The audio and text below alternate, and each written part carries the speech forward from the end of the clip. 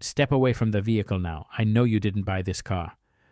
The words cut through the warm Saturday afternoon air like a blade. Shoppers moving between storefronts froze, heads turning toward the voice that carried with practiced authority. Officer Brian Keller's right hand rested firmly on his holster, his thumb grazing the release as he stared down the woman standing beside the immaculate 1967 Ford Mustang. Maya Jefferson, dressed in fitted jeans and a simple navy blazer, stood with quiet composure. She had driven into the parking lot of Riverside Galleria Mall only minutes earlier, planning to pick up a gift before returning to her chambers.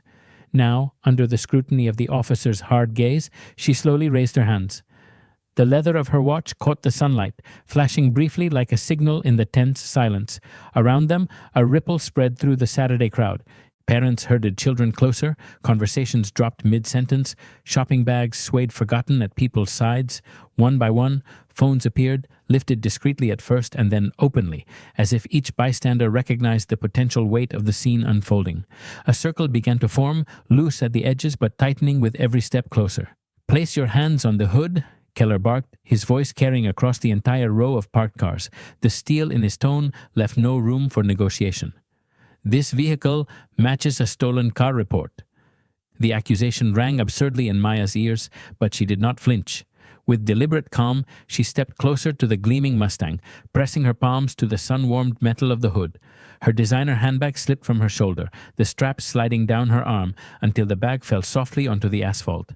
Through the Mustang's window, the faint outline of a leather portfolio could be seen on the passenger seat. Its flap was ajar, revealing a scattering of papers beneath which the gold-embossed seal of the California Superior Court was barely visible.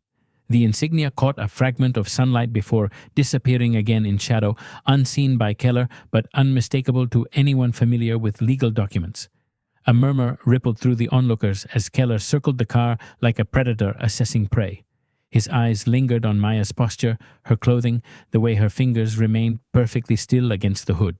12 years on the force had taught him to search for inconsistencies, and to him the picture didn't add up. A black woman in casual weekend clothes standing beside a vehicle worth more than most people earned in several years. Suspicion, sharpened by prejudice, hardened in his mind into certainty. "Cars like this don't just appear in the hands of people like you," Keller said, his voice pitched deliberately for the crowd to hear. "This vehicle is worth more than you'll make in 5 years, so let's start with the truth." The circle of bystanders thickened. A teenager whispered into his phone's camera, narrating what he believed to be a high-stakes arrest. A middle-aged couple stood with arms crossed, their expressions torn between concern and curiosity. Somewhere to the left, a child asked in a high voice why the lady looked so sad. Maya said nothing. She kept her eyes focused on the reflections in the Mustang's hood, distorted images of the officer, the gathering crowd, and the sea of raised phones. Her breathing remained steady, her silence deliberate. Across the hood, Keller's hand shifted slightly closer to his weapon. The drama had begun. The crowd pressed closer, their whispers swelling into a low, uncertain hum. Phones were everywhere now, angled from purses, clutched in nervous hands, held high above heads. The quiet buzz of a Saturday shopping trip had been replaced by the sharper electricity of spectacle. A question hung in the air, unspoken but heavy. Had this woman stolen that car? From the Mustang's hood, Maya Jefferson could see her own reflection warped across the glossy paint. She held her expression steady, though the weight of humiliation burned beneath the surface. The officer's words echoed inside her chest, colliding with memories of every lecture her father, Judge Samuel Jefferson, had given her about dignity under pressure. "Have you ever been judged by the color of your skin rather than the content of your character?" A voice seemed to narrate within the collective consciousness of the onlookers. "Even when you held more power than those judging you?" Time ticked forward relentlessly. 10 minutes remained until courthouse security realized Judge Maya Jefferson was missing from the emergency judicial conference, a session convened to cast a decisive vote on a police accountability measure. 10 minutes until her absence became more than just an inconvenience. It became a crisis. Officer Keller circled the Mustang with deliberate slowness, like a predator taking the measure of its prey. He studied the license plate, the shine of the chrome, the careful posture of the woman before him. 12 years patrolling had honed his instincts, but those instincts were tangled with assumptions sharpened by bias. A black woman in casual clothes beside a vintage car worth more than most people's annual salary. The math didn't add up, not in his world. "This vehicle is worth more than you make in 5 years," Keller declared, his voice projected for maximum impact. His eyes flicked briefly toward the crowd as if to ensure they were recording every word. "So, let's start with the truth." Gasps rippled outward, some muffled, others sharp. A man in a red polo shirt muttered, 5 years' salary? Damn." A young mother shifted uncomfortably, her child tugging at her sleeve. Even those who doubted Keller's tone hesitated to intervene. Authority in uniform carried weight, especially when paired with a hand hovering near a holster. Maya's handbag lay on the pavement, toppled open, a wallet half visible among the items spilled near its edge. But her eyes stayed fixed on the hood, her silence deliberate. 20 feet away, Chloe Parker, a college sophomore with a keen instinct for moments that demanded attention, steadied her phone in both hands. The livestream counter leapt 847, 203, 2456. Comments flooded across her screen in a blur too fast to process. Questions, outrage, emojis, calls for someone to step in. Maya inhaled slowly, centering herself. Her humiliation was public, amplified by every lens trained upon her. Yet she knew power remained within reach, not through sudden movements or raised voices, but through the deliberate precision of timing. The crowd leaned closer. Keller's eyes narrowed. The confrontation was only beginning. The air in the Riverside Galleria Mall parking lot grew dense with tension. Conversations that had once floated lightly between storefronts were now replaced by silence, punctuated only by the click of phone cameras and the faint hum of Chloe Parker's live stream. On her screen, the numbers jumped again: 3,102, 3,987, 4,522. The flood of comments scrolled too fast to follow. "What's happening? Why is he harassing her? Where is this?" Every new viewer meant more eyes, more judgment, more pressure on the man in uniform and the woman pressed against her father's car. "Officer, I can explain," Maya Jefferson began, her voice calm, though her chest tightened with indignation. "No, ma'am," Officer Brian Keller snapped, cutting her off before the words could gain traction. His hand hovered near his radio. "You'll explain to detectives. Right now, I need to see registration, insurance, and proof of purchase for this vehicle." Maya's designer handbag still lay toppled on the asphalt, its contents visible but not disturbed. Her wallet, a folded receipt, a set of car keys, all ordinary items. But the one thing Keller wanted was tucked away in the leather portfolio resting on the passenger seat, barely visible through the Mustang's window. The seal embossed on its cover gleamed faintly in the sun. To Keller, it was nothing. To Maya, it was everything. Around them, the crowd thickened. Some recorded openly, phones lifted high. Others pretended to check messages but kept their cameras rolling, documenting each second with furtive glances. What had begun as curiosity was transforming into indignation. People shifted uneasily, whispering among themselves. A murmur rose when an elderly black woman pushed her way toward the front of the circle. Evelyn Brooks, her silver hair pulled back in a bun, her gait slowed by age but determined, recognized the face standing at the car. She had worked 4 decades inside courtrooms. She knew those calm, intelligent eyes. "That's not—" Evelyn began. "Step back, ma'am," Keller barked without looking away from Maya. His eyes stayed locked on his target, his posture rigid with authority. "This is police business." Maya's phone buzzed against her hip. The vibration was insistent, rhythmic. Chief Justice Margaret Thompson calling again. She couldn't answer. Not with her hands pressed against the warm steel of the Mustang, not with Keller's eyes searching for the slightest excuse to escalate. Her throat tightened as memory surged. Weekends when her father polished the Mustang's chrome until it gleamed like liquid silver, barbecues where neighbors gathered around the car, marveling at its pristine condition. This wasn't just a vehicle, it was legacy. It was Samuel Jefferson's memory, carried forward in every careful restoration. "I'm going to need you to empty your pockets," Keller ordered, his voice louder now, designed for the crowd as much as for Maya. He wanted to project control, to frame the narrative before it slipped away. Backup would arrive soon. Saturday afternoons rarely passed without minor shoplifting calls. But this felt different. This felt bigger. Keller sensed it, and ambition sparked in his chest. The kind of arrest that made careers. Maya read his name tag deliberately. Her eyes traced the black letters and the number etched beneath. Officer Keller, badge 2216. She filed it away in silence. the way she had done countless times in her courtroom. "Officer Keller," she said quietly, her voice steady despite the fire building inside. "I need you to understand." "What I understand," he interrupted, sharp and theatrical, "is that you're stalling. People who belong with cars like this don't act nervous around the police." The livestream counter leapt again, 7,206, 8,932. Chloe's battery warning dipped into the red, but her fingers clenched tighter around the phone. She couldn't stop. This was the kind of footage that changed everything, the kind of content that exposed the truth about racial profiling in America. Maya held her silence, her dignity intact, even as Keller's narrative spread with every word he fed the crowd. The confrontation was far from over. 20 feet away, Chloe Parker steadied her phone with both hands. Her livestream counter spiked 8,932, 9,614, 10,287. Comments streamed across the screen like rushing water. "This is disgusting. Why won't anyone step in? Name and badge number." Maya's voice, calm and measured, cut through the rising noise. "Officer Keller, I need you to understand." "You're stalling," Keller snapped, his words laced with disdain. He shifted his stance so the holster on his hip was visible to the crowd. "People who belong with cars like this don't act nervous around the police."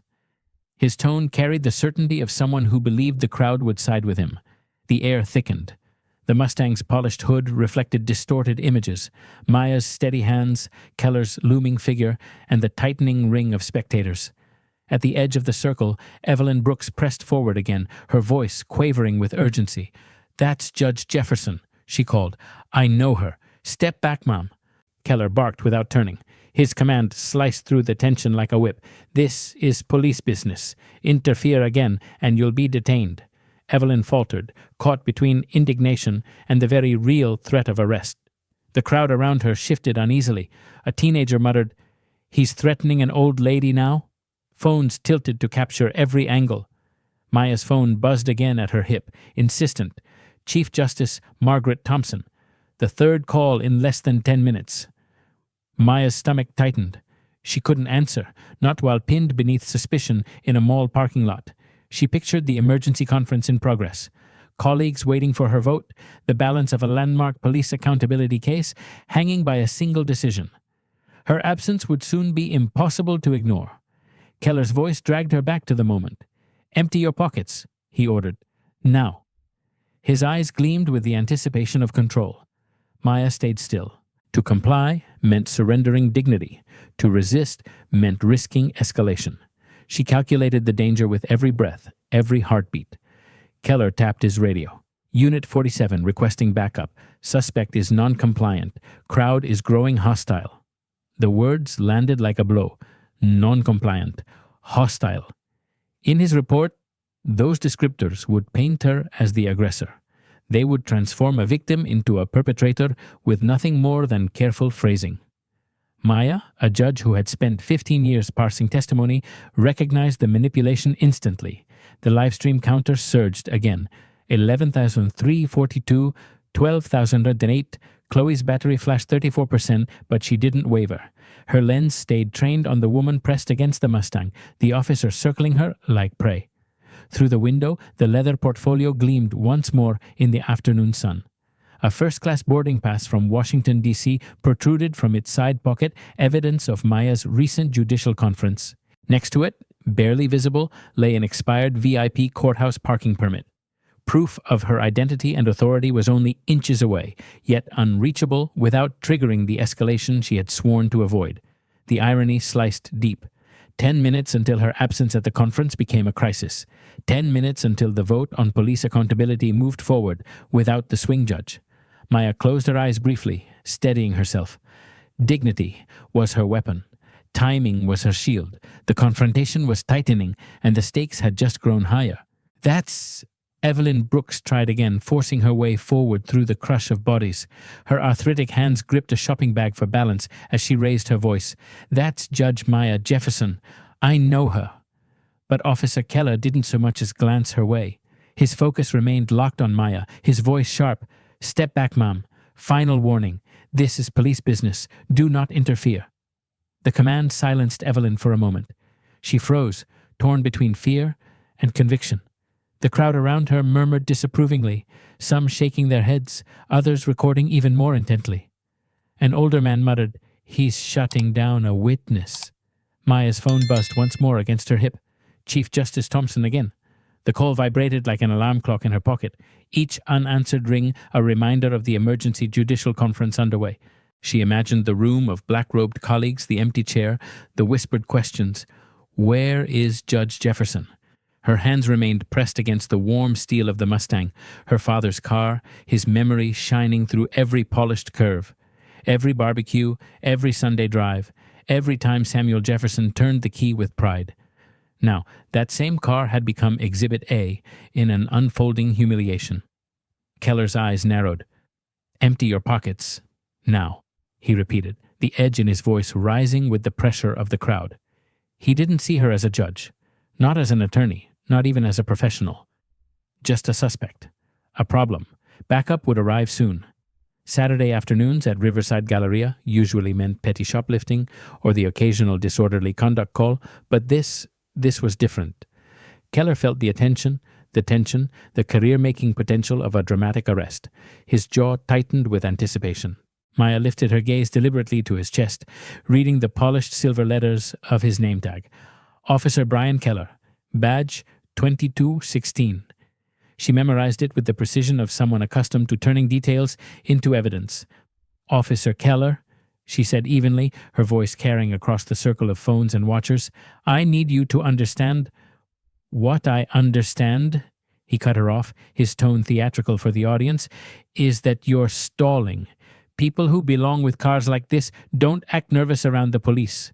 Gasps echoed through the crowd. Someone whispered, "She's not nervous, she's calm." Another voice cut in, louder. "This is harassment." Chloe Parker's live stream counter surged. 12,847, 13,009, 13,142. The comments blurred into a steady wall of outrage. "Badge 2216, remember it." "Somebody call the news.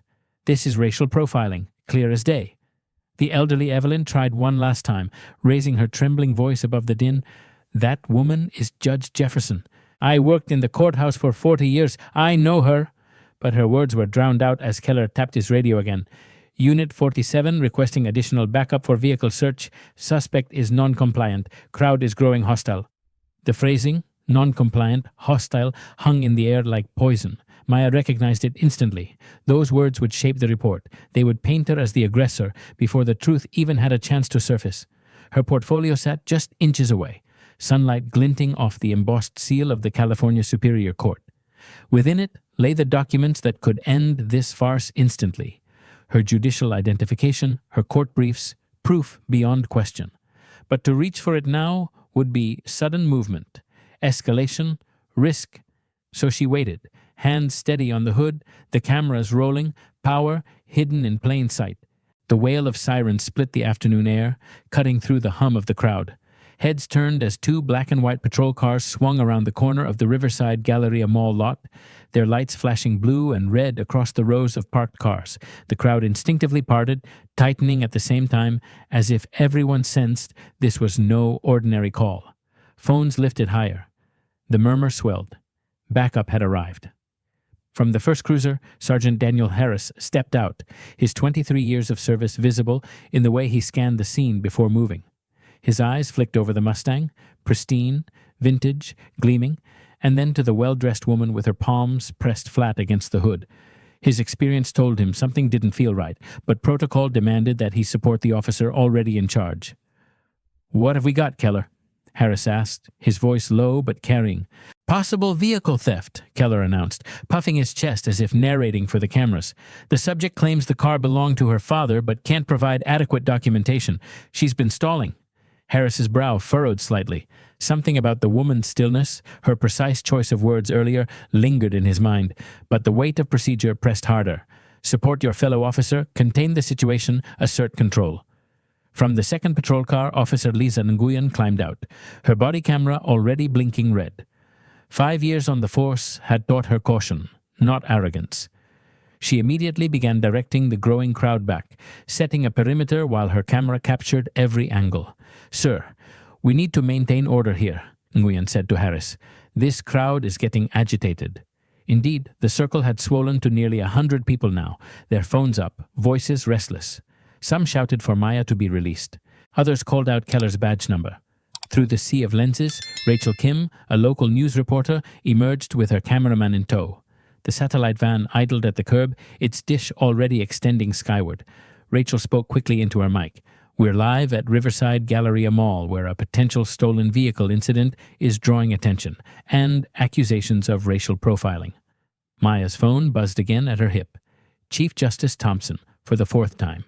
5 minutes remained before her absence at the emergency conference would be declared critical. Her vote, the swing vote, was needed to decide on a new police accountability measure. Keller didn't notice the buzzing. He noticed only the crowd, the cameras, and the chance to turn suspicion into an arrest that might salvage his tarnished record. He snapped open his cuffs with theatrical precision. "Ma'am, turn around and place your hands behind your back." The crowd gasped collectively. Someone shouted, "She's not resisting!" Another voice called out, "This is harassment!" Nguyen's eyes darted to Harris, her unease plain. Harris lifted his hand, signaling calm, but the unease in his chest deepened. Maya's lips parted, her voice carrying with the same authority she used on the bench. "Sergeant Harris, I need to make a phone call. This is a significant misunderstanding." "No phone calls until we complete our investigation," Keller barked, loud enough for the news camera to catch every syllable. The Mustang gleamed beneath the flashing lights, the leather portfolio visible through its window, the truth sitting just out of reach. The situation was no longer just a traffic stop, it was spiraling into a public reckoning. The Riverside Galleria lot was a stage now, lit by flashing blue lights and the glow of 100 phone screens. The sirens had faded, but the echoes of their arrival still pulsed in the crowd's ears. Rachel Kim adjusted the mic clipped to her blazer as her cameraman focused tightly on the scene. "This is Rachel Kim, Channel 7 News, reporting live from Riverside Galleria Mall," she began, her voice steady and practiced.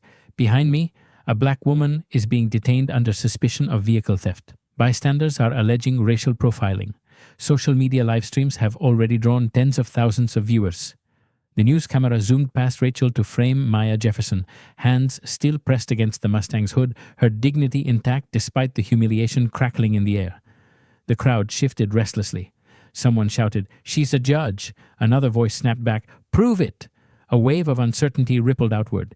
At the edge of the circle, Evelyn Brooks raised her phone with shaking hands.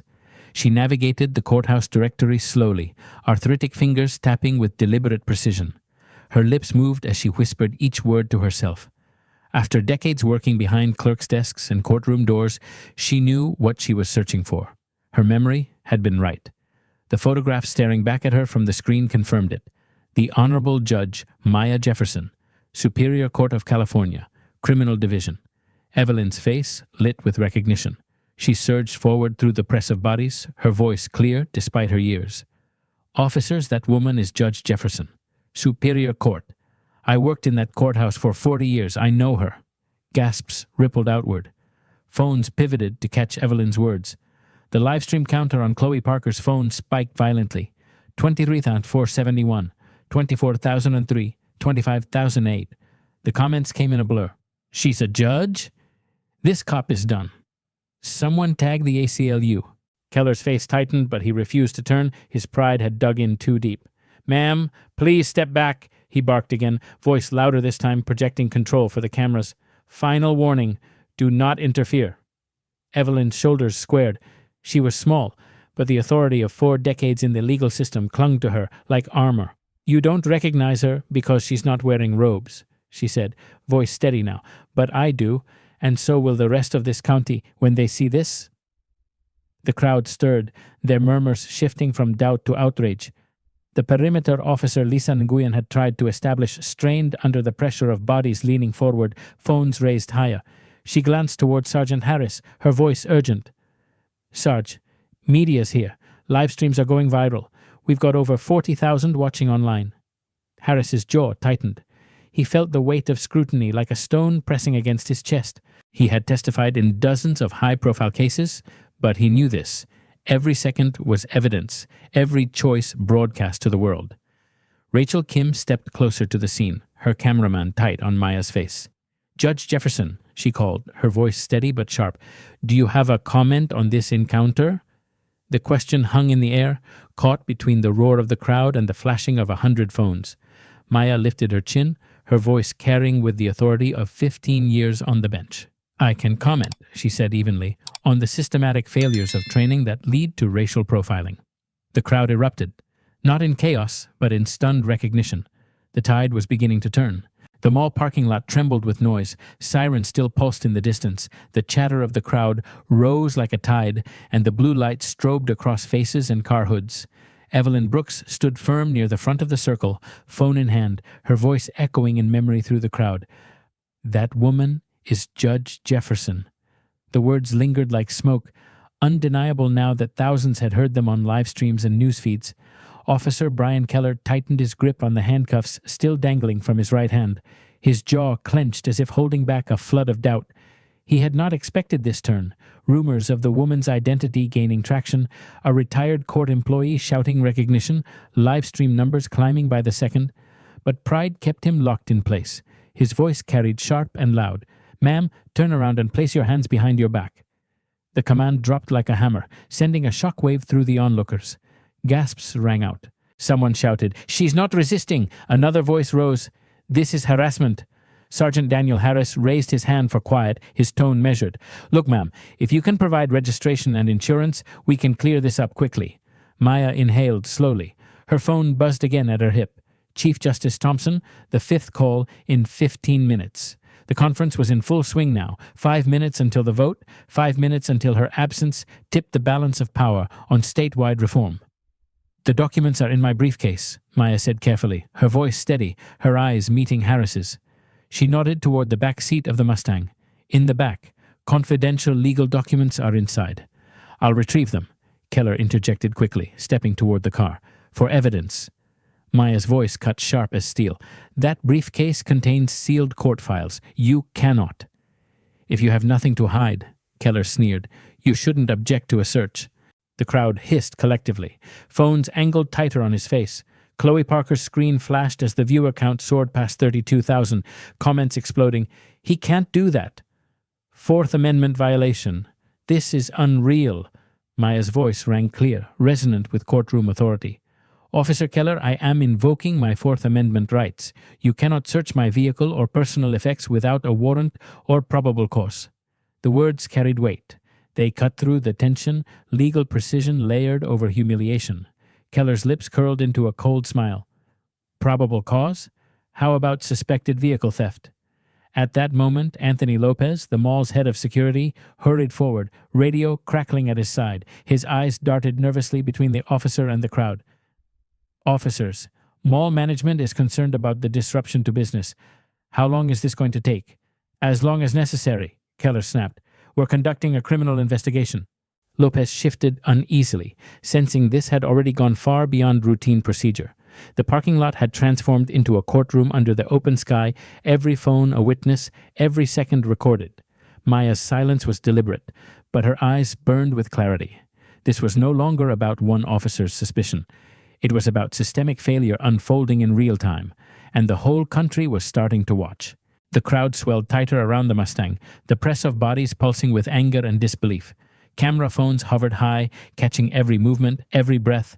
The blue and red strobes painted faces in alternating shades of outrage and fear. Anthony Lopez, the mall security supervisor, backed away slightly, muttering into his radio. This was far beyond shoplifting or a scuffle in the food court. This was history being broadcast in real time.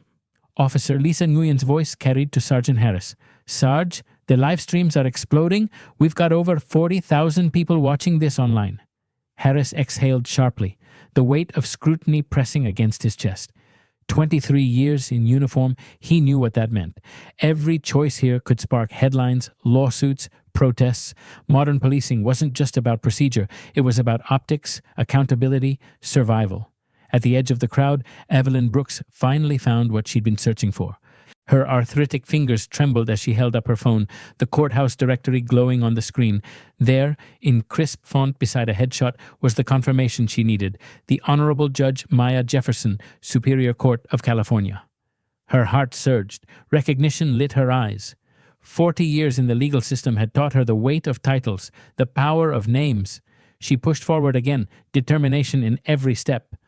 "Officers!" Evelyn's voice rang louder this time, powered by indignation. "That woman is Judge Maya Jefferson of the Superior Court." Gasps rippled through the crowd. Phones swung toward her, capturing every word. Keller paused mid-step, the handcuffs still dangling in his grip.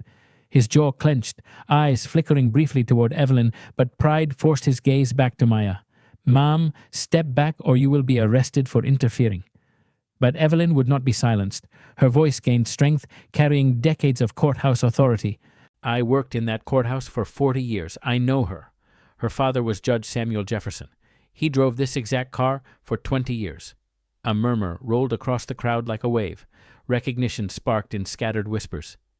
Judge Jefferson? Her dad was a judge? Heads turned toward Keller, suspicion replacing deference. The live stream counter on Chloe Parker's phone shot upward. 45,678, 47,112, 49,000. The comments blurred in outrage. "She's a judge. He's done. Call the NACP."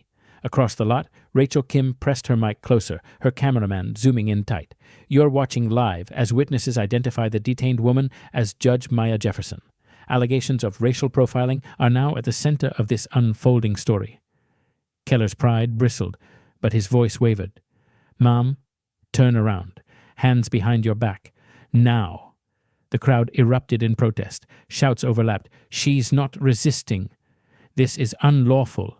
Let her speak." Maya turned her head slightly, her eyes calm but burning with controlled fury. 15 years of judicial authority sharpened her voice. "Officer Keller, badge 2216, I will not be silenced." The Mustang gleamed under the flashing lights. The truth was inches away, waiting in her leather portfolio. But for now, the power was in her words and in the thousands of eyes watching, judging, recording. The confrontation was reaching its breaking point. The noise in the Riverside Galleria lot had shifted from murmurs to a rolling wave of outrage. Shouts collided, phones rose higher, and the flashing patrol lights painted every angle for the live streams. On Chloe Parker's screen, the viewer counter spun upward past 50,000. Comments scrolled in frantic blur. "Get her name out now." "This is Judge Jefferson. Protect her. This is why we need police reform." Rachel Kim's voice carried crisply into her mic, her cameraman framing the scene. Channel 7 News is live at Riverside Galleria Mall, where tensions are escalating. Eyewitnesses have identified the woman detained here as Judge Maya Jefferson, Superior Court of California. The arresting officer has yet to confirm her identity. Sergeant Daniel Harris adjusted his stance uneasily. He had testified in Judge Jefferson's courtroom at least a dozen times in the last 5 years. Without the black robe and elevated bench, he hadn't recognized her. But now he wasn't so sure. "Ma'am, you're under arrest for failure to provide proper vehicle identification and obstruction of justice," Officer Keller announced loudly, producing the handcuffs with theatrical force. The crowd gasped, their protest immediate. "Obstruction?" a teenager shouted. "She literally offered her documents." Another voice cut across. "This is racial profiling, plain and simple." Keller ignored them, his pride digging deeper trenches. "Turn around. Hands behind your back." Maya felt her father's voice echo inside her. "Sometimes the law fails us, baby girl, but we never fail the law." She straightened, dignity intact despite the public humiliation. The radio on Harris's belt crackled suddenly. Dispatcher's voice urgent. "All units be advised. Courthouse security reports Judge Maya Jefferson is missing from the emergency session. All patrol units should be alert for possible emergencies or kidnapping." The words detonated like dynamite in the crowd. Gasps, then shouts. Phones whipped up to capture the unfolding revelation. Harris froze. His hand hovered over his radio. "Dispatch, can you provide a description of the missing judge?" The reply was crisp. "African-American female, 45 years old, approximately 5'6", last seen wearing jeans and a dark blazer, driving a blue 1967 Ford Mustang, license plate SJJ1967. Every eye turned toward Maya. The car, the plate, the details matched perfectly. The crowd erupted, shouts overlapping. "It is her. She's a judge. You're arresting the wrong person." Harris's stomach dropped. The puzzle pieces clicked with terrifying clarity. The confident demeanor, the precise legal vocabulary, the quiet defiance. Recognition flooded his memory. This was the same woman whose sharp questions had pinned him to the witness stand more than once. "Keller," Harris began carefully, lowering his voice, "I think we need to—" "I don't care who she claims to be," Keller snarled, but his voice wavered now. The certainty that had driven his every move cracked under the weight of reality. Maya's phone buzzed again in her pocket. Chief Justice Thompson, the sixth call, the emergency conference, the landmark vote. The irony twisted sharper with every ring. Her absence here was jeopardizing the very accountability measures designed to prevent this type of encounter. She lifted her chin, voice steady. "Officers, I am Judge Maya Jefferson of the Superior Court. I am going to reach for my identification now.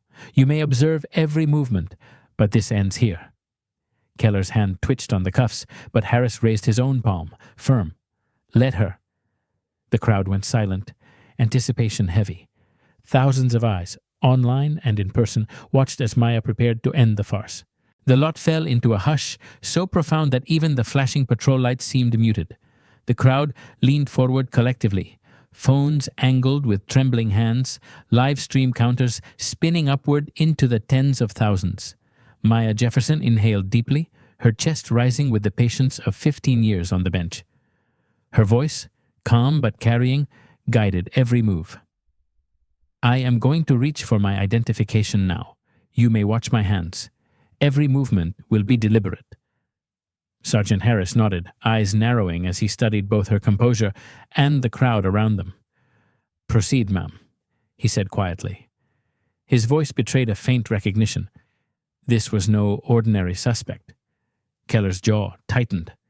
"This is a mistake," he muttered under his breath, but his hand twitched against the cuffs, uncertainty creeping into his posture.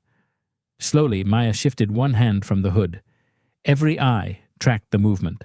Her fingers reached toward the back seat, where the leather portfolio sat like a coiled truth waiting to be released. She eased it into her grasp, holding it high and visible before bringing it down onto the hood. The snap of the portfolio opening seemed to echo louder than the murmurs of the crowd. Inside, nestled against cream-colored legal documents, gleamed a judicial identification card embossed with the seal of the Superior Court of California. Judge Maya Jefferson. Criminal Division. For a suspended moment, silence gripped the scene. The seal caught the sunlight. Unmistakable, undeniable. On Chloe Parker's live stream, the viewer count surged. 53,000, 54,782, 56,000. Comments exploded across the feed. "OMG, she's a judge. That cop is done. History happening live." The crowd erupted, not in chaos, but in stunned recognition. Gasps, murmurs, and then voices rising. "She's a judge. They tried to cuff a Superior Court judge." Evelyn Brooks clasped her hands together, vindication radiating across her weathered features. Tears pricked her eyes as she whispered, I told you who she was." Rachel Kim's cameraman zoomed in tight, the ID card filling the live broadcast feed. Rachel's voice, tight with astonishment, carried over the lot. "Viewers, what you are seeing now is confirmation. The woman detained here at Riverside Galleria is Judge Maya Jefferson of the Superior Court." Keller's face drained of color. The steel certainty that had driven his accusations crumbled into shock. The handcuffs dangled uselessly at his side. In his mind, the equation, black woman plus expensive car equals theft, was collapsing under the weight of undeniable truth. Maya's eyes locked on him. Her voice was no louder than before, but it carried the full authority of her chambers. "Officer Keller, badge number 2216. I am Judge Maya Jefferson of the Superior Court Criminal Division." The words dropped like a gavel. The crowd roared, not with anger, but with applause, with vindication, with the collective release of a truth finally spoken aloud. Phones trembled as they recorded history. Live streams surged past 60,000. The world was watching. And for the first time that afternoon, the power no longer belonged to Keller. The silence following Maya's declaration lasted only a heartbeat before the noise surged back with renewed force. Shouts, gasps, cheers, the overlapping hum of disbelief and vindication. Dozens of phones panned from Maya's ID card to Officer Keller's stunned face, catching every flicker of dawning horror. Rachel Kim's broadcast cut through the chaos, her voice urgent and clear. "Viewers, you're witnessing a dramatic turn here at Riverside Galleria. The detained woman has revealed her judicial identification. This is, without question, Superior Court Judge Maya Jefferson. The words struck like lightning. The crowd's murmur turned into a roar. Applause erupted from some corners. Outrage burst from others. Maya closed the portfolio with deliberate precision, the snap loud enough to pierce the din. She straightened, turning her full attention on Keller. "Because you saw a black woman with an expensive car," she said, her voice ringing with quiet authority. "You made assumptions based on prejudice rather than evidence." Keller stood frozen, his knuckles white around the useless handcuffs. The certainty he'd clung to all afternoon dissolved under the weight of her words. Maya stepped forward, her eyes unyielding. "This vehicle belonged to my father, Judge Samuel Jefferson, who served this county for 32 years, the same courthouse where I now preside, the same bench where your department sends officers to testify under oath." Gasps rolled through the crowd. Evelyn Brooks nodded fiercely, vindicated. "Tell them, Judge," she whispered, loud enough for the nearby phones to capture. Maya lifted a second document from the portfolio. The car's registration papers, the Jefferson name printed in bold ink. "This is the transfer of ownership from my father's estate to me, dated 18 months ago. This is what you would have seen, Officer Keller, had you approached this with professionalism instead of prejudice." The live stream counter on Chloe Parker's phone rocketed. 62,000. 64,318, 67,000. Comments flashed nonstop. "She has proof. He's done for. Systemic racism caught live." Sergeant Harris rubbed the back of his neck, unease growing heavier with each revelation. He had been in her courtroom too many times to ignore the truth. He knew the sharpness of her questioning, the authority of her rulings, and now he knew they had put Judge Jefferson in cuffs. Maya turned her gaze outward, not just at the officers, but at the entire crowd, and the invisible audience watching through thousands of screens. Her voice lifted, solemn and clear. "This was not a misunderstanding. A misunderstanding is when you take a wrong turn on the way to a destination. This was profiling. This was prejudice. This was the systematic assumption that a black woman could not legitimately own something of value." The words rippled outward, carried on microphones, on live streams, on every trembling phone. Keller's lips parted, but no defense came. His authority had withered, stripped bare under the weight of law and truth. And as the crowd pressed closer, one truth crystallized. This was no longer just an arrest gone wrong. This was a reckoning. The parking lot trembled with the noise of a crowd that now numbered in the hundreds. Phones were stacked like a wall of witnesses, lenses catching every twitch of expression on Officer Keller's face. His jaw worked silently, but no words came. Maya Jefferson held his gaze with the same calm intensity she wielded in the courtroom. Her voice carried evenly, cutting through the overlapping shouts and murmurs. "Protocol?" she asked, her tone edged with skepticism. "Was it protocol to assume criminal activity based solely on racial demographics? Was it protocol to ignore a witness when she identified me by name? Was it protocol to threaten arrest for exercising constitutional rights?" The questions cracked like a gavel in the air. Keller swallowed, his knuckles tightening on the cuffs that now felt like shackles in his own hand. "Judge Jefferson, I was following procedure," he stammered, but the words were weak, his confidence leaking out like air from a punctured tire. Maya lifted her phone from the hood, the screen lit with 17 missed calls from Chief Justice Thompson. She held it up so the crowd could see, her voice steady. "While you conducted this so-called investigation, I missed critical votes on landmark cases. Cases addressing police accountability, measures designed to prevent encounters exactly like this." The irony hung in the air like smoke, heavy and undeniable. Rachel Kim's mic caught every syllable. Her cameraman zoomed in, the live feed carrying Maya's words into living rooms, offices, and newsrooms across the country. "This is Judge Maya Jefferson speaking," Rachel narrated, her voice taut with the gravity of the moment. "She is directly connecting this incident to systemic failures in law enforcement training." Chloe Parker's live stream counter spun upward, 72,000, 74, 361, 77,000. Comments flooded faster than her eyes could track. "She's destroying him. Badge 2216. Remember it. This is history." Maya turned back to Keller, her portfolio open once more. She slid out a blue-bound document, flipping pages with the practiced ease of someone who had memorized its contents. California Penal Code Section 135 prohibits discrimination by law enforcement based on race, color, or national origin. Under Federal Statute 42 U.S.C. Section 1983, your actions constitute a civil rights violation. The words landed like hammer blows. Gasps rippled outward. Phones zoomed closer. Evelyn Brooks, emboldened now, stepped forward with conviction. "I tried to tell you who she was," she said, her voice strong despite the years. "I worked 40 years in that courthouse. You wouldn't listen. And now the whole country can see your prejudice for what it is." Sergeant Harris shifted uneasily, the sweat visible along his brow. He knew she was right. Every second recorded here could become evidence. Every misstep would be scrutinized in investigations that stretched far beyond this parking lot. Keller's lips trembled. His voice, when it came, was barely more than a whisper. "Judge Jefferson, I made an error in judgment." Maya's eyebrows rose, her expression sharp as the blade of a verdict. "An error?" she asked softly, the question hanging heavy. "Or a pattern?" The crowd roared at the distinction, and with that single word, pattern, Keller's past began to surface like oil on water. The word pattern rippled through the crowd like a spark across dry grass. Dozens of phones tilted closer, capturing every second.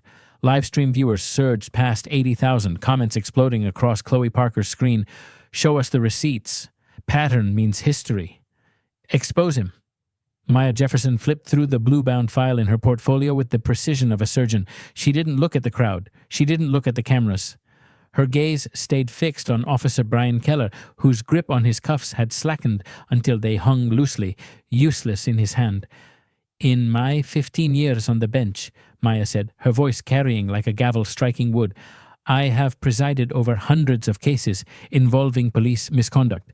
I have studied racial profiling statistics extensively, and I have sentenced officers who violated the civil rights of the citizens they swore to protect."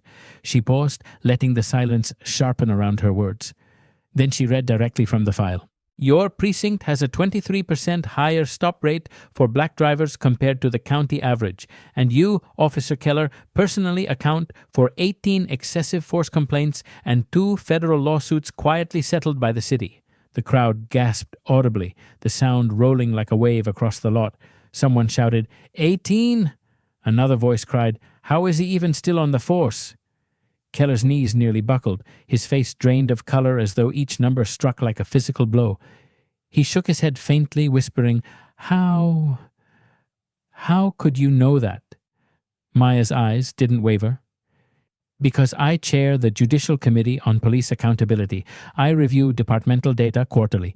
I know these numbers because I make recommendations for reform based on them. I know your record because it has crossed my desk before." Phones whipped back to Keller, zooming on his stricken face.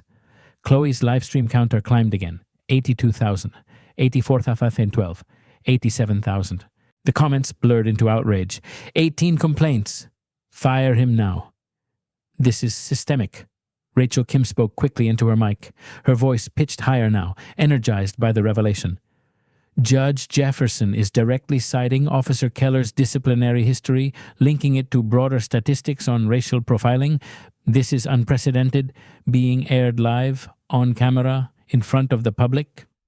The crowd murmured louder, no longer just an audience but a jury forming its own verdict. Evelyn Brooks stepped forward again, her voice rich with vindication. 40 years I've watched this system destroy lives. Today we see it laid bare. This isn't new. This is what's been happening all along." Sergeant Harris rubbed his temple, his expression torn. He had defended colleagues before, but he knew this time was different. The documentation was real. The audience was massive.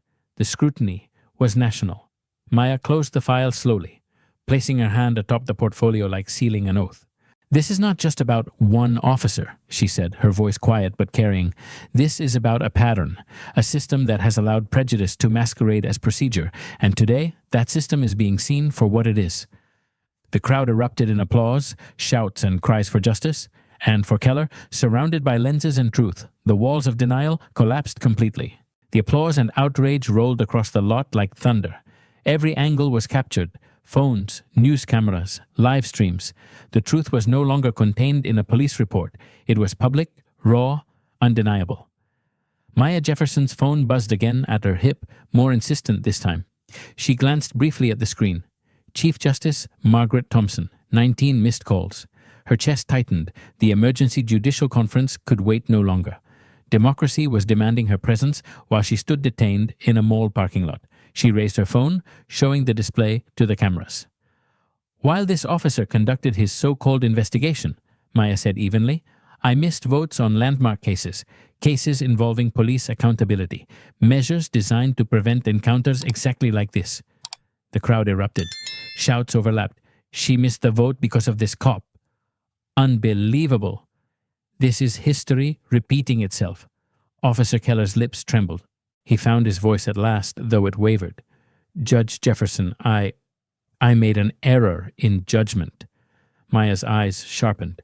She stepped closer, her voice quiet but laced with steel. "An error? Or a choice? Because every word you spoke, non-compliant, hostile, was not an error. It was deliberate framing. It was the language that turns victims into perpetrators. It was the script of systemic bias." Phone swung back to Keller, capturing his paling face. Chloe Parker's live stream counter surged. 90,000, 92,341, 95,000. Comments blurred in outrage. "Language matters. This is systemic. Badge 2216 is finished." Sergeant Daniel Harris shifted uneasily, his eyes flicking between Keller and the crowd. His decades of service told him what came next. Lawsuits, investigations, federal oversight. His gut told him something else. This footage would outlive all of them.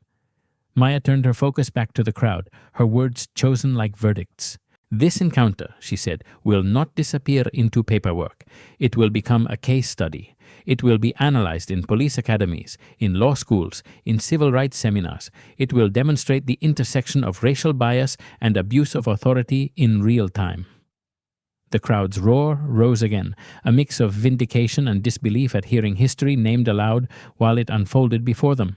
Rachel Kim leaned closer to her cameraman, voice urgent.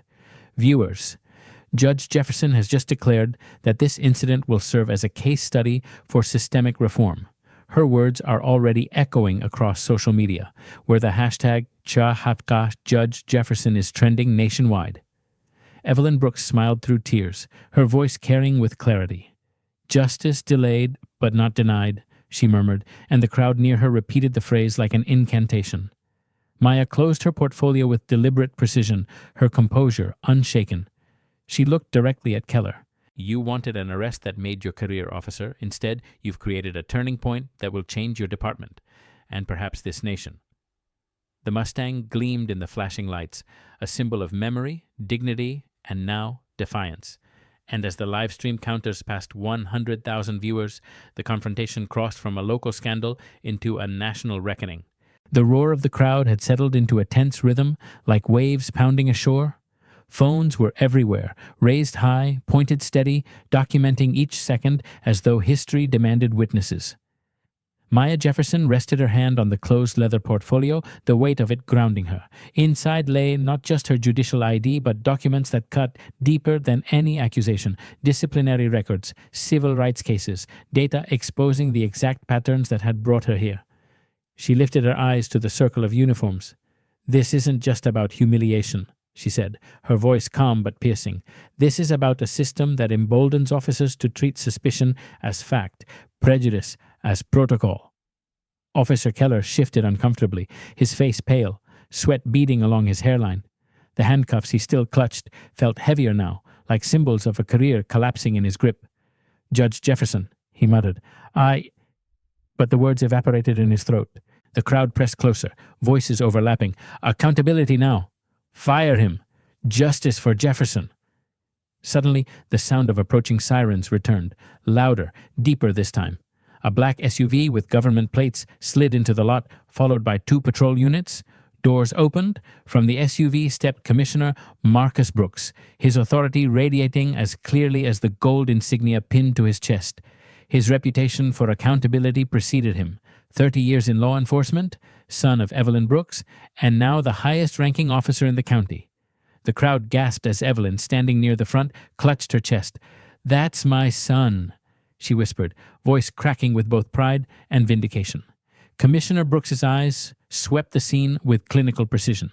The vintage Mustang gleaming under lights, the superior court judge standing composed despite humiliation, the officer beside her shrinking beneath the gaze of hundreds. He took in the cameras, the live streamers, the news crew, the outrage simmering like a storm about to break. "Judge Jefferson," he said, voice carrying respect that Keller had lacked from the start. "On behalf of this department, I apologize for the violation of your rights and dignity." The crowd roared approval, some clapping, others chanting her name. But Maya did not soften. Her posture remained rigid, her gaze steady. "Commissioner, apologies cannot erase systemic failures. Officer Keller's behavior is not isolated. It reflects a department that has allowed patterns of prejudice to fester unchecked." Gasps rippled again. Phones pivoted toward Brooks, capturing his every reaction. Brooks nodded once, jaw tightening. "You're right, Judge. Accountability requires more than words." Maya opened her portfolio again, sliding out a document bound in blue. "Then understand this," she said. "Your department's insurance carrier, Municipal Risk Management, has paid out over $847,000 in racial profiling settlements in the past 3 years. Officer Keller alone accounts for $312,000 of that liability." The crowd exploded. $312,000? He's bankrupting us. This is outrageous. Brooks's face hardened. He knew the numbers. He'd fought the budgets, watched premiums skyrocket, and now those statistics were public, broadcast live to more than 110,000 viewers online. Maya's voice cut through the din, deliberate, judicial. "Commissioner Brooks, accountability means choices. Officer Keller's career, this department's future, the trust of this community, all hang in the balance. What happens next will define more than this moment. It will define whether justice lives here or dies here." The parking lot was silent again, heavy with expectation. The gavel of truth was about to fall. The parking lot of Riverside Galleria had become a courtroom without walls. The crowd pressed close, phones raised like jurors holding verdict slips. Every breath, every word, every gesture was being recorded, streamed, and judged by thousands online. Maya Jefferson stood tall, her portfolio open before her like a bench of justice. She drew a slow breath, then spoke with the authority of someone who had handed down thousands of rulings. "Officer Keller has 3 options," she said, her voice steady but ringing across the lot. "And his choice will determine not only his career, but the trajectory of police reform in this county." The crowd hushed instantly. The chant of "Justice for Jefferson" fell into silence. Phones zoomed in tighter. Chloe Parker's livestream counter spun violently. 96,000, 98,342, 100,000. Maya lifted her hand, her words crisp, deliberate. "Option 1, Officer Keller submits to immediate suspension, pending federal investigation under 42 U.S.C., Section 1983. He faces potential criminal charges, civil liability, and permanent termination.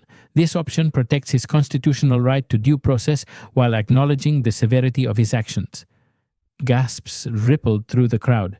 Keller's face blanched. Criminal charges meant prison time, loss of pension, the destruction of everything he thought he'd secured in 23 years of service. "Option 2, Maya continued, her tone unchanged. He accepts voluntary demotion, completes 200 hours of bias training, and serves as a case study for academy reforms. He will testify before the state legislature about the dangers of racial profiling and become an advocate for change. This option allows redemption through education and service." The murmurs grew. Some in the crowd whispered, "That's fair." Others shook their heads, muttering that it was too soft. Phones swung to Keller, capturing his stricken face as his eyes darted toward the ground. "Option 3, Maya declared, closing the portfolio with a firm snap. He retires immediately with full benefits, but he forfeits any future role in law enforcement or private security. This acknowledges that his mindset represents outdated policing that has no place in modern America." The silence that followed was absolute. Even the distant hum of traffic seemed to fade.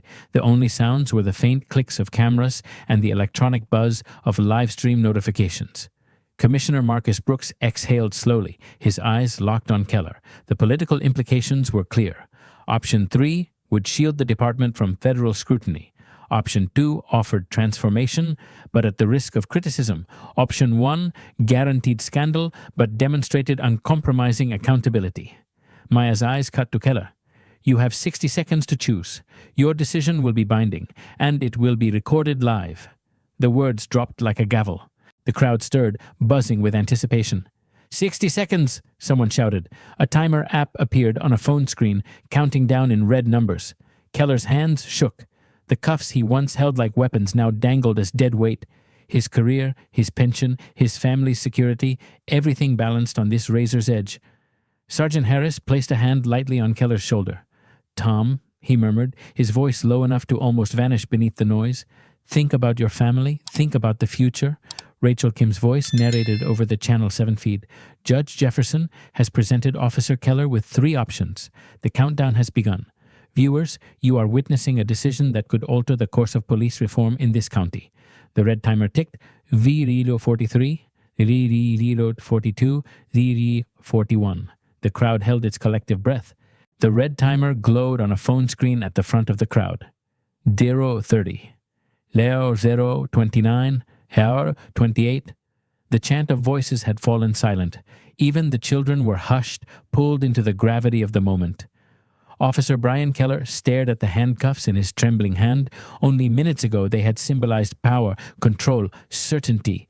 Now they were relics of a collapsing career, a future crumbling in the glare of live streams and flashing lights. His throat tightened. Sweat traced a line down his temple. His chest heaved under the suffocating weight of choice. Judge Maya Jefferson stood motionless, her portfolio closed like a sealed verdict. Her eyes didn't leave him. Her silence was deliberate, commanding. 20 seconds, someone called out, the timer ticking down. Sergeant Harris squeezed Keller's shoulder, his voice urgent but steady. "Tom, this is it. Think about your pension. Think about your kids." The live stream counter on Chloe Parker's screen surged again. 101,103, Thal 457. 105,000. Comments scrolled in a blur. What's he gonna do? Choose accountability. This is bigger than him. Keller's lips parted, his voice caught in his throat, cracking under the pressure. 10 seconds, the timer blared. I009. I008. I007.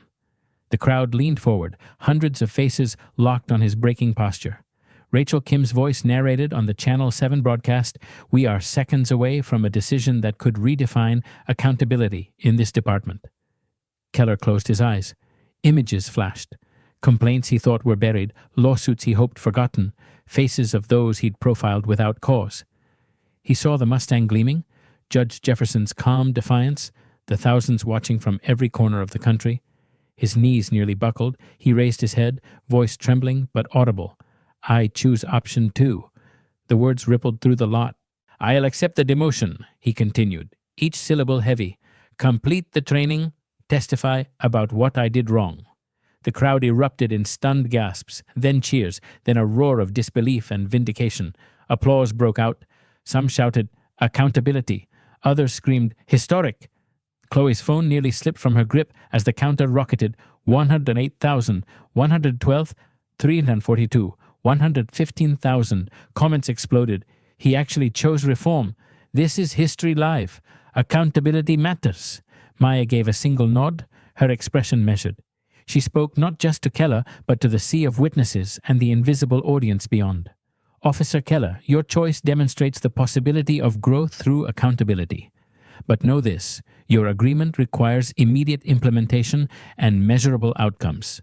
Commissioner Marcus Brooks stepped forward, his voice steady but solemn. "Judge Jefferson, I will personally oversee Keller's compliance. This department will honor the terms you've outlined." Rachel Kim spoke into her mic, her words riding the roar of the crowd. "Viewers, you just witnessed an unprecedented moment. A police officer, confronted with evidence of bias and misconduct, has chosen reform and accountability over denial. This is happening live here at Riverside Galleria." The red timer hit Derero Derita, but the verdict had already been spoken, and for the first time in years, a police officer had chosen transformation over pride. The roar of the crowd slowly steadied, folding into a collective hush of anticipation. Thousands of eyes, on the ground and online, watched to see what Judge Maya Jefferson would do next. She opened her leather portfolio once more, her movements deliberate, every gesture heavy with symbolism. From within, she withdrew a thick document bound in navy blue covers. Its pages were tabbed, annotated, prepared with the precision of someone who had anticipated this very confrontation. "This," Maya said, holding it high for the cameras, "is a memorandum of understanding. I drafted it during this encounter, because reform cannot wait for convenience. It outlines specific changes your department must implement within 90 days. Commissioner Marcus Brooks stepped forward, accepting the document with both hands.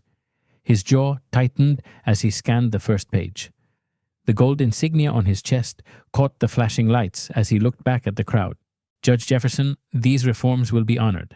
You have my word." Phones zoomed in on the exchange. Rachel Kim's voice narrated live for Channel 7.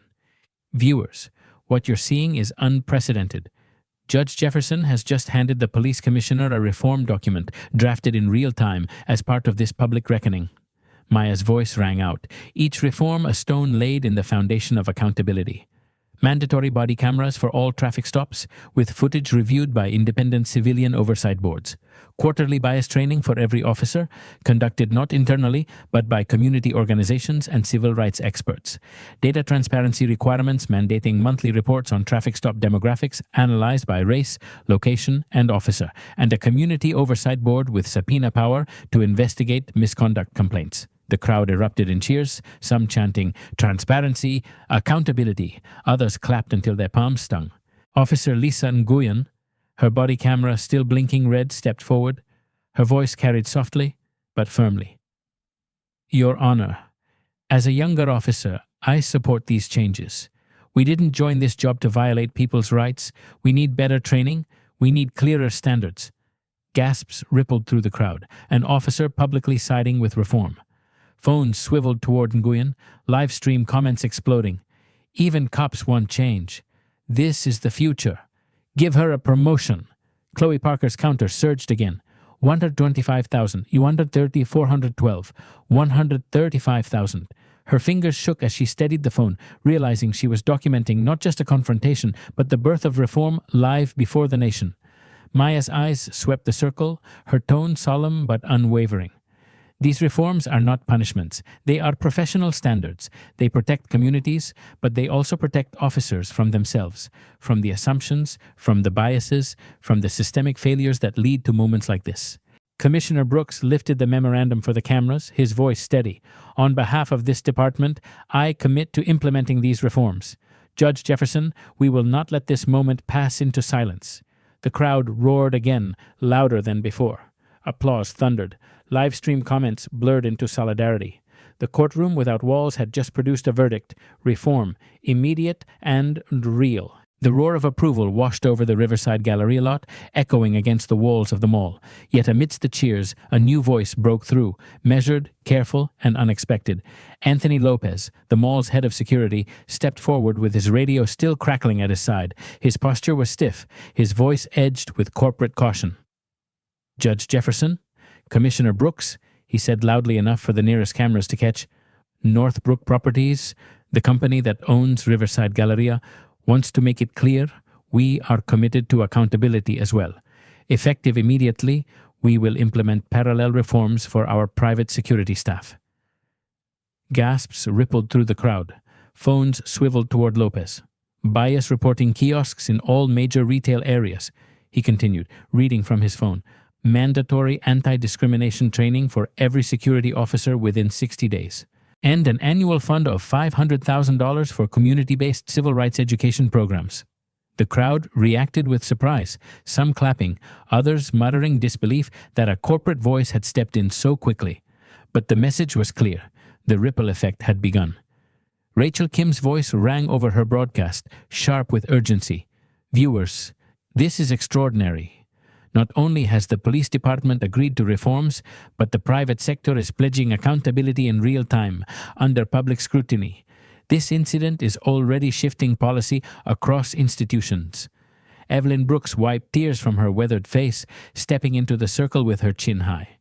The years of courthouse service hung in her words.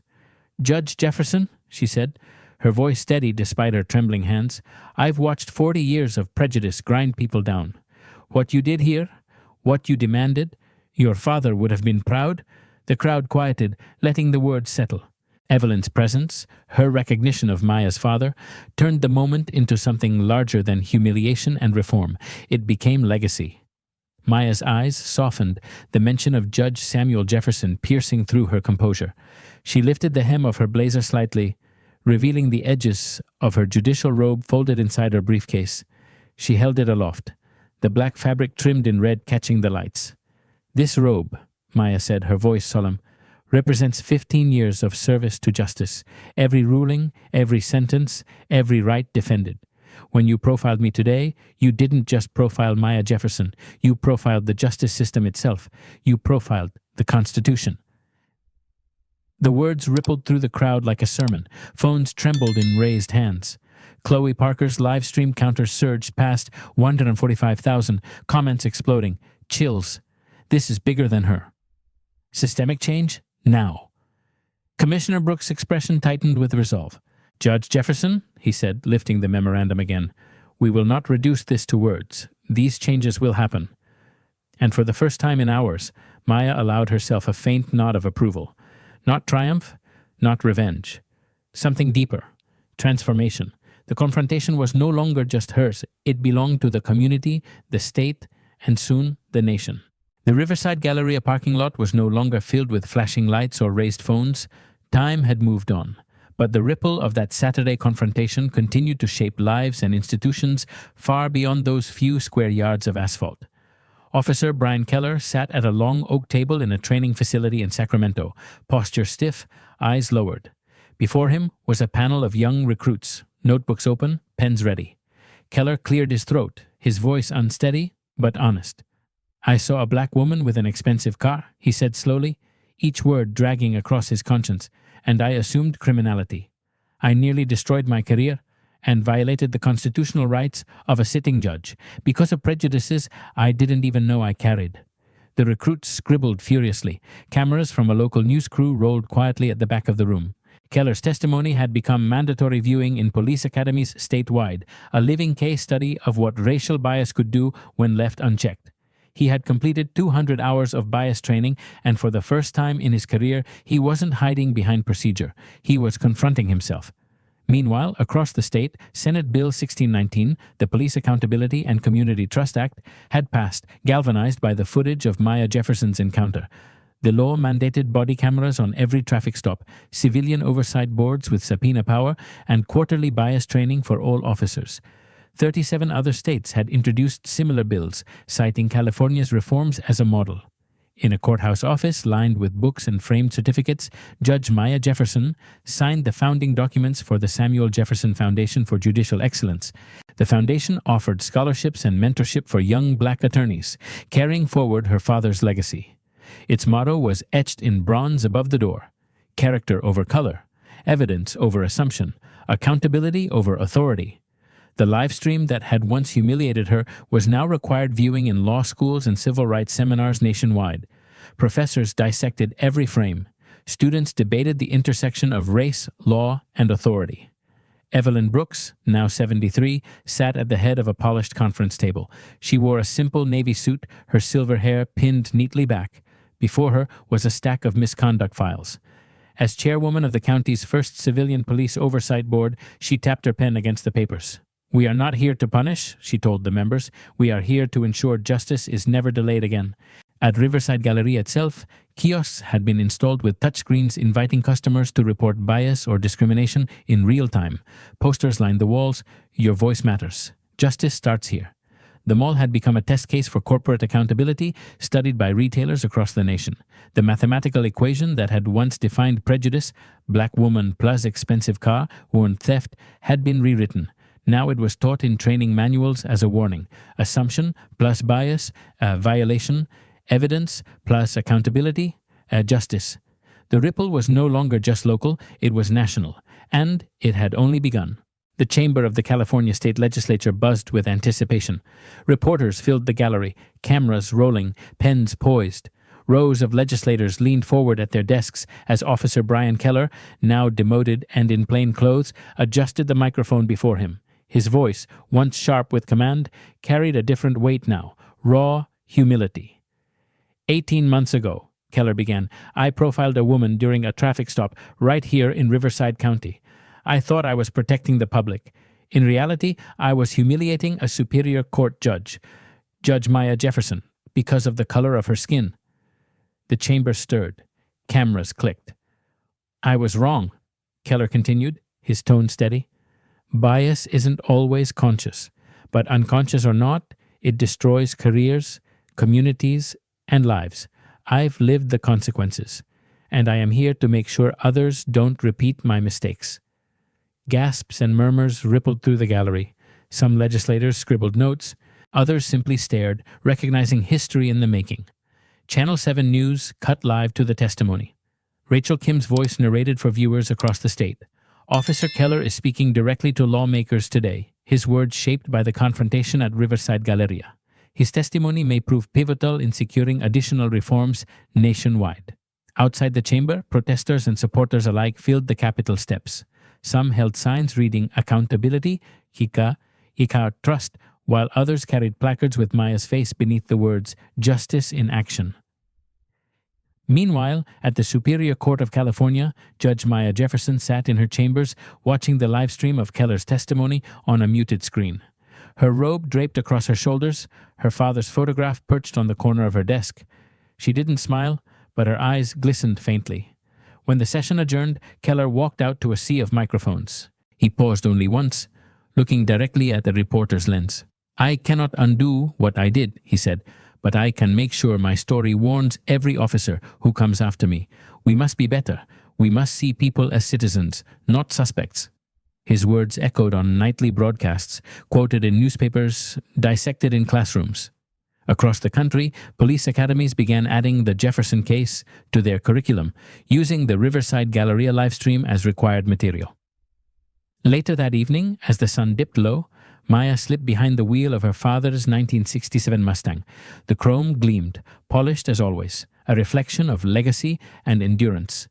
She eased the car out of her driveway, the hum of the engine steady, grounding. Each Saturday, she drove the Mustang to the courthouse, not as a statement of wealth, but as a symbol of resilience, to remind herself, and anyone watching, that dignity preserved quietly often creates more lasting change than anger shouted loudly. Her father's words echoed once more. "Justice delayed is justice denied, but justice achieved through education endures." The Mustang's headlights cut through the twilight, guiding her back to the courthouse where her rulings, her reforms, and her resilience were reshaping the law. The Riverside Galleria confrontation no longer lived only on live stream replays. It lived in legislation, boardrooms, and classrooms from coast to coast. In Washington, D.C., congressional staffers filed into a committee hearing where clips of the incident were played on large monitors.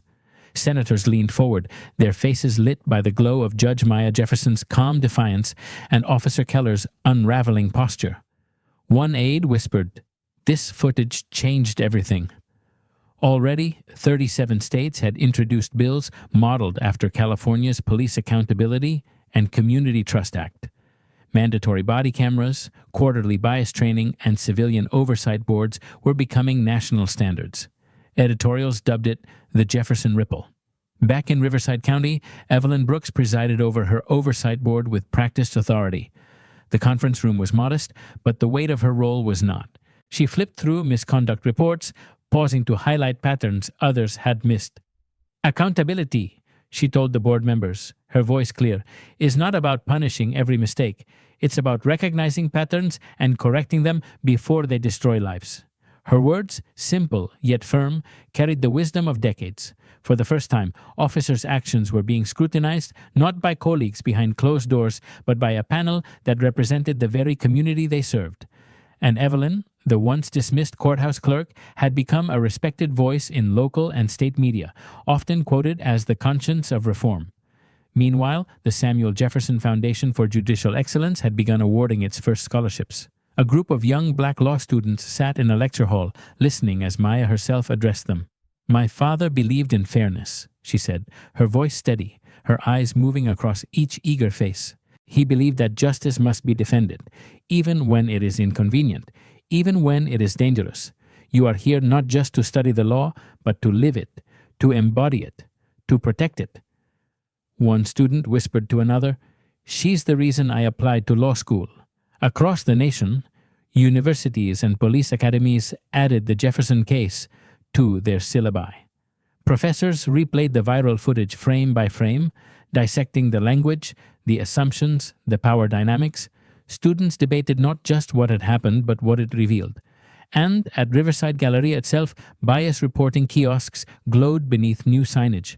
Your voice matters. Justice starts here. Corporate headquarters reported a sharp drop in complaints, but more importantly, a sharp rise in community trust. Other shopping centers followed suit, replicating the model. Channel 7 News ran a retrospective titled From Parking Lot to Policy. Rachel Kim's voice narrated over clips of Keller lowering his head, Evelyn declaring recognition, and Maya holding her judicial ID to the light. What began as a single confrontation in a mall parking lot has become a nationwide catalyst for change, Rachel concluded. The Jefferson ripple continues to spread. And as the reforms took root, one truth was clear. Maya's fight had never been about personal vindication. It had always been about transformation. The reforms seated in the Riverside Galleria lot had begun to flower across Riverside County, but with progress came new burdens, carried most heavily by those who had stood in the spotlight that afternoon. Commissioner Marcus Brooks stood at a podium in the county administration building, delivering what would be one of his final press conferences before retirement. His voice was steady, but the weight in his eyes betrayed the struggle of the last 6 months. Our department has been tested in ways we could not have anticipated, Brooks said, cameras clicking. We have faced scrutiny, criticism, and the painful reality of our failures, but we have also embraced reform. Body cameras are now standard. Civilian review is real. Training is ongoing, and I stand by this. Accountability makes us stronger, not weaker. Reporters scribbled notes, their lenses flashing. A younger journalist asked, "Commissioner Brooks, do you believe your legacy will be defined by the Jefferson case?" Brooks paused, glancing toward his mother in the front row. Evelyn's proud eyes met his, her years of courthouse service now mirrored in his commitment to accountability. "My legacy," he said quietly, "will be defined by whether we gave the next generation better tools than we had." The Jefferson case was a reckoning, but it was also a beginning. Meanwhile, Officer Brian Keller continued his transformation in public view. Stripped of rank but not of duty, he traveled across police academies, recounting his mistakes to recruits. His words were no longer excuses, they were warnings. "In 30 minutes, Keller told a class in Los Angeles, I almost lost everything. My badge, my pension, my freedom. I assumed guilt based on race. I ignored constitutional rights, and I did it all thinking I was following protocol. Don't make my mistake. Don't let pride blind you." The recruits listened, pens scratching, some with skepticism, others with visible conviction. Keller knew redemption wasn't guaranteed, but each retelling carved a new path forward, one built not on authority, but on accountability. And in her chambers, Judge Maya Jefferson reflected on the personal toll.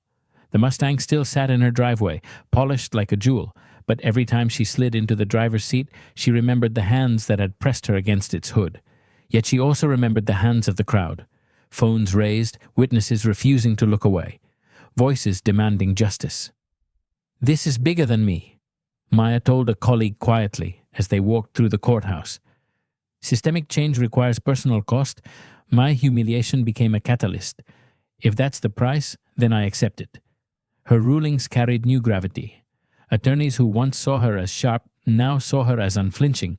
Defendants felt her compassion tempered by hard-earned experience, and her presence in the courtroom, calm, deliberate, immovable, became a living reminder that dignity can withstand even the harshest public trial.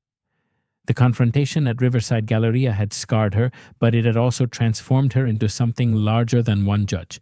She had become a symbol. The late afternoon sun washed over Riverside County, glinting off the chrome of a 1967 Mustang parked outside the courthouse. Its pristine lines had once been mistaken for evidence of theft. Now they stood as a monument to resilience. Each Saturday, Judge Maya Jefferson drove the Mustang into downtown Riverside. The car turned heads wherever it went, not because of suspicion anymore, but because of recognition. People whispered, "That's Judge Jefferson," not in doubt, but in respect. Inside the courthouse, Maya's rulings carried the weight of lived truth. Attorneys who once viewed her as sharp now recognized the steel forged in public trial. Defendants saw a judge who had endured humiliation without breaking. Her courtroom was quieter, her authority deeper. Justice felt different when delivered by someone who had tasted injustice firsthand. 6 months after the Riverside Galleria confrontation, the Samuel Jefferson Foundation for Judicial Excellence hosted its first gala. Law students of color, recipients of scholarships funded by donations that poured in after the viral livestream, shared stories of why they pursued law. One young woman stood at the podium and said, "I became a lawyer because Judge Jefferson showed me that dignity can outlast prejudice." At the same time, bias reporting kiosks at Riverside Galleria glowed beneath banners reading, "Justice starts here." Reports of discrimination had dropped sharply, but more importantly, shoppers reported feeling safer, seen, respected. Other malls across the country installed identical systems. Corporations realized that accountability wasn't just good ethics, it was good business. Evelyn Brooks, now chairing the Civilian Oversight Board, walked the halls of the courthouse with her head higher than ever.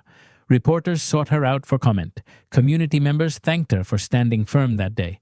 "Age gives you wisdom," she told them with a smile, "but action gives you change." Commissioner Marcus Brooks retired 2 years later, his legacy defined not by Keller's mistakes, but by the reforms that followed. He left behind a department transformed, one where body cameras, bias training, and civilian oversight were non-negotiable. As for Brian Keller, he remained a cautionary tale. His lectures at academies drew both scorn and reluctant respect. "I was the face of bias, caught live," he admitted to recruits. "But accountability saved me from myself. Don't wait for humiliation to teach you what dignity demands." And in the quiet moments, when the cameras were gone, Maya slid behind the wheel of her father's Mustang. The leather steering wheel fit her grip like memory itself. She remembered his words, "Justice delayed is justice denied. But justice achieved through education endures." She drove through Riverside slowly, the hum of the engine steady. Not as a victim, not even just as a judge, but as a reminder that dignity, once defended, can ripple outward to transform a system. Her story had begun as humiliation in a parking lot. It ended as a call to action. "Your voice matters," Maya said in closing remarks at a law conference, her tone as firm as the gavel in her courtroom. "When you witness injustice, speak, document, act, because silence protects prejudice, but action creates change." The crowd rose in applause, and across the nation, the ripple of Riverside Galleria lived on, proof that justice, once awakened, could not be silenced.